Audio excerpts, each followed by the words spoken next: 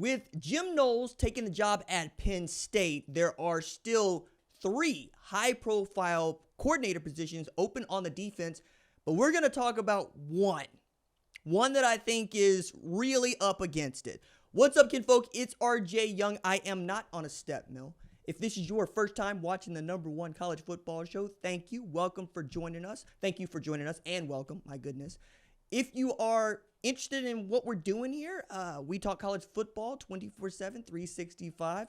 Really love to do it. Really love this show. And if you like the show, hit that subscribe button. It doesn't cost anything. It's like a follow button on X or Blue Sky or Instagram, what have you. Ring the bell if you don't want to miss any of the segments that we upload here each and every day. If you're a returning viewer and you are a subscriber, thank you so much for doing that. You're part of the 130,000 and counting members to this community. We have a really spirited and raucous conversation in the comments below, and usually I ask folks to give me an answer to a question that I pose in a segment like this one. Who do you think should be the next defensive coordinator at Oklahoma? We're going to start talking about Oklahoma because Oklahoma is the one program of these 3, Ohio State, Notre Dame, that has not performed in a manner that the fan base has expected and feels like it's going to be left standing up in the game of musical chairs that is for defensive coordinator and without a seat. It's fascinating to see for a number of reasons. I think this got started months ago, but really the last month we could talk about it. As a matter of fact, it's a month tomorrow for which Zack Alley chose to leave Oklahoma to become the defensive coordinator at West Virginia to work for Rich Rodriguez, who was the guy who made him a defensive coordinator for the first time at Jacksonville State. And then the guy that Zack Alley grew up under, Brent Venables, called him to Oklahoma. He went, did a really good job, decided he didn't want to be there anymore, went to Morgantown. Okay, that's one. 2 is Penn State gets to the college football playoff for the first time, and they acquit themselves well. They win the Fiesta Bowl against Ashton Jeanty and Boise State, holding that man to a paltry number, his fewest rushing yards in any game against any opponent all year. And they make their way to the college football playoff semifinals, where they lose in the last 7 seconds of the game to Notre Dame. Mitch Jeter makes a field goal and sends them on to the national championship game, while Penn State has to look and say, we were really this close. We were Drew Aller making better decisions away from playing for the national championship. And that is where they have picked up. They re-sign, if you will, Drew Aller, Nick Singleton, Katron Allen, Dennis Denai Sutton, Tony Rojas, really the nucleus of what could be a championship squad in 2025. They lost Tom Allen to Clemson, which I think is an outstanding hire for Dabo Swinney, who managed to get off of Wes Goodwin at a time when many fans at Clemson were over Wes Goodwin, and the Brent Venables disciple was not doing Brent Venables things as his disciple. Strange as that is to, take a look at. Now, Dabo Swinney has adapted to the new age of college football. He's got guys coming in the transfer portal, and he's got out of promoting from within, which has worked for him, frankly, until it didn't. Like Tony Elliott being a great example of this, Jeff Scott being a great example of this. Brent Venables comes, doesn't leave, right?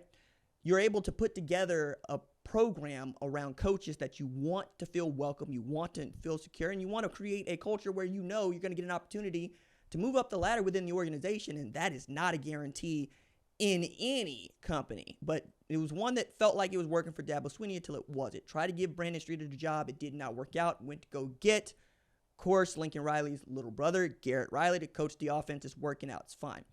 Promotes Wes Goodwin. It worked while it worked, and it didn't while it didn't. They gave up a ton of rushing yards. I think it's their worst rushing tally since the 1980s this year, and they decide to go another way, and they go get Tom Allen, who put together an outstanding defense at Penn State. That defense was salty. That defense was nasty. I think Tom Allen is going to fit right in with the culture at Clemson because it's really about that, right? Dabo Swinney and Tom Allen speak the same language when it comes to football on the field and football off the field. This is a man, Tom Allen, who used to put Leo on helmets.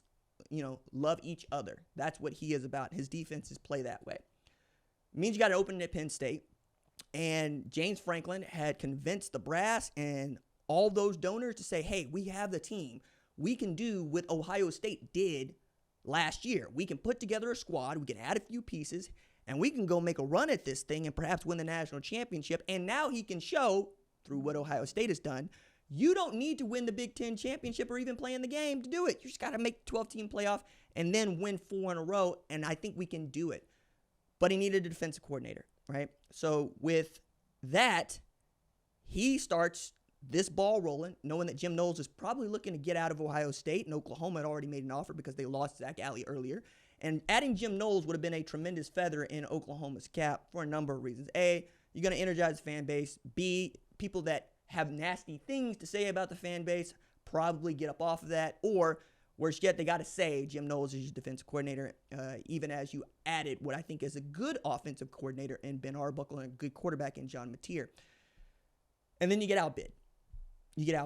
So the word is Jim Knowles leaves Ohio State for Penn State for what makes him the highest paid defensive coordinator in history. A little over $3.1 million is the number. And Ohio State was not going to match that. They did not think that their man was worth keeping for about $600 more grand, right?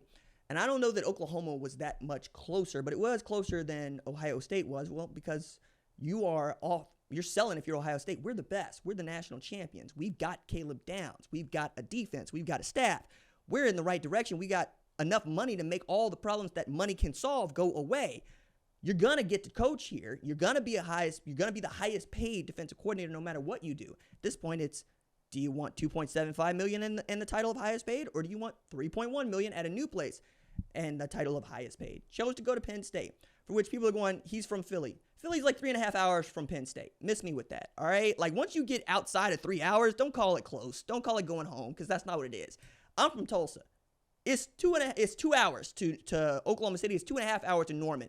Those aren't close places, all right? Like, that's a journey. Don't do that for me. Don't do that. And if you are Jim Knowles and you are the highest paid defensive coordinator in all of football, you can afford to go home anytime you want. And 3 hours for a football coach might as well be an eternity. It's just not going to work, right?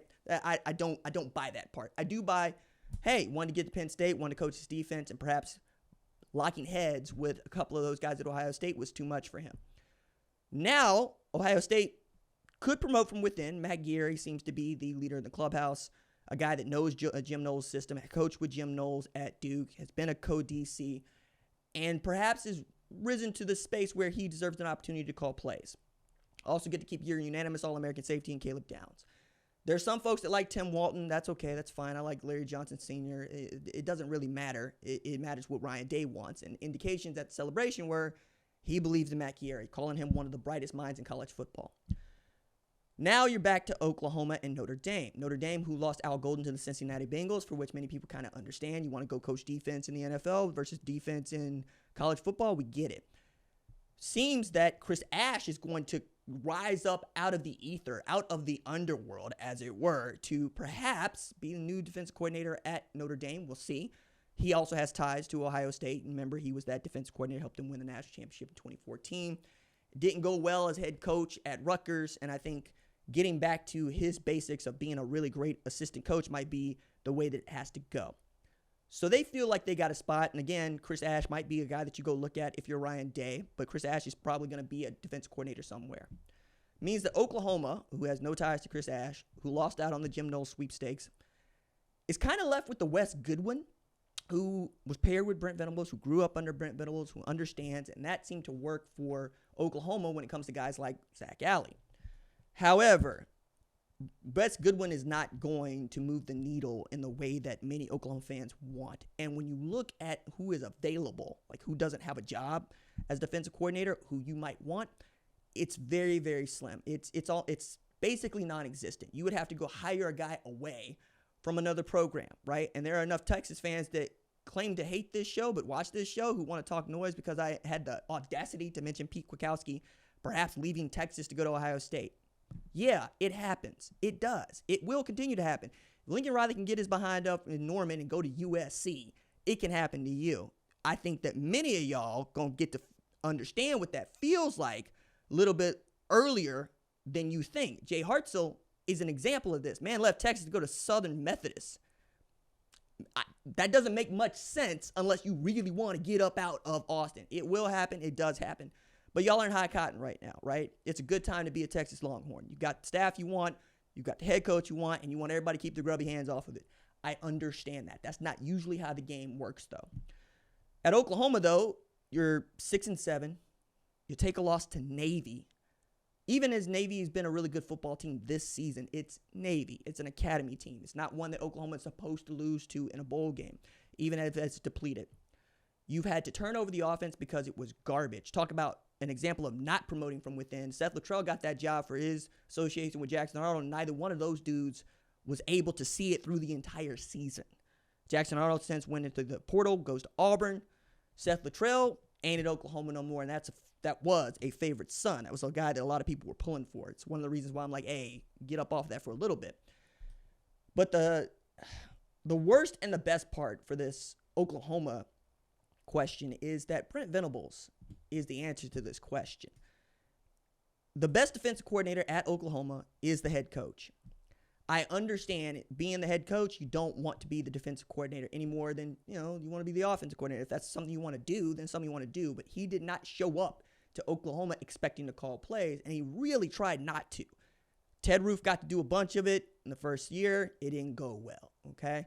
He takes those privileges away, kind of puts his own stamp on that thing, and it gets back to rolling, okay? You go get Zack Alley. You feel okay. You feel pretty good about the defense because he's basically running a scheme that everybody understands, and those guys have been in lockstep.